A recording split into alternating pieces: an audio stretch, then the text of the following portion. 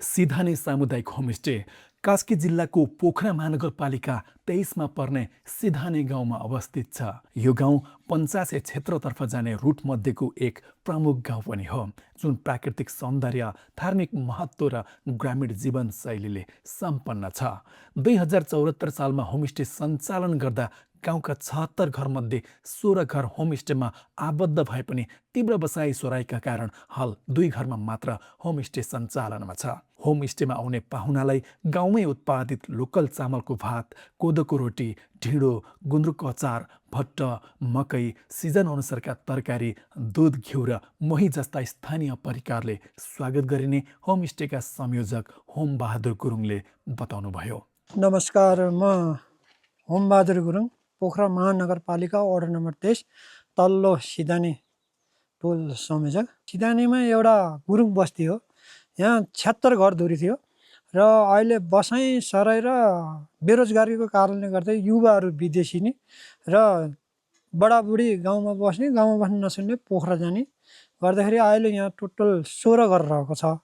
16 घरमा चाहिँ हामीले होमस्टे सञ्चालन पनि गरिएछ। 16 घरमा पहिला 5 घर थियो, अहिले होमस्टे त्यो बसाइ सराइले गर्दाखेरि र कोही घरमा छोराछोरीहरू बाहिरियो, बाउ र आमा बडाबुढी मात्रै हुँदाखेरि होमस्टे सञ्चालन गर्न सकिएन।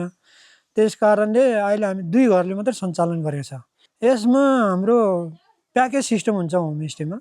जस्तै विदेशी पर्यटक आउनुहुन्छ भने हामीले 1100 र स्वदेशी हाम्रै दाइभाइ आउनुहुन्छ भने 1000 रुपियाँ र प्याकेज सिस्टममा हाम्रो यस्तो हुन्छ।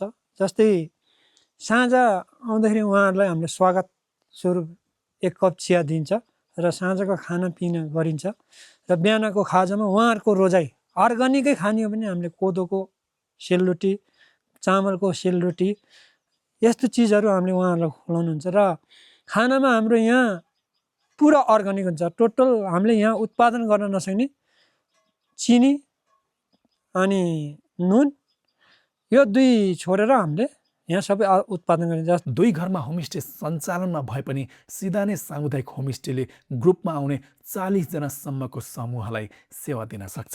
बसाइ सराइका कारण गाउँ रित्तिँदै गइरहेको र सम्बन्धित निकायबाट सहयोग र उचित प्रचार प्रसार नहुँदा, अपेक्षा गरी अनुसारका पाहुना नआउँदा होमस्टे सञ्चालनमा समस्या रहेको उहाँको दुखेसो छ।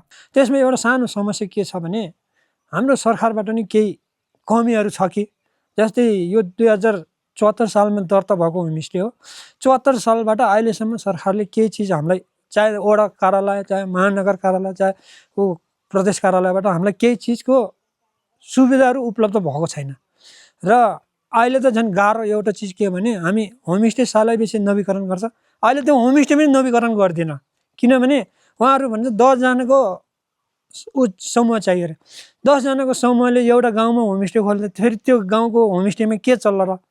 हाम्रो त यहाँ महिनामा 2 दिन 3 दिन पाहुनाहरू आउनुहुन्छ, त्यहाँनिर शुक्रबार र शनिबार हो, अरू टाइममा आउँदैन।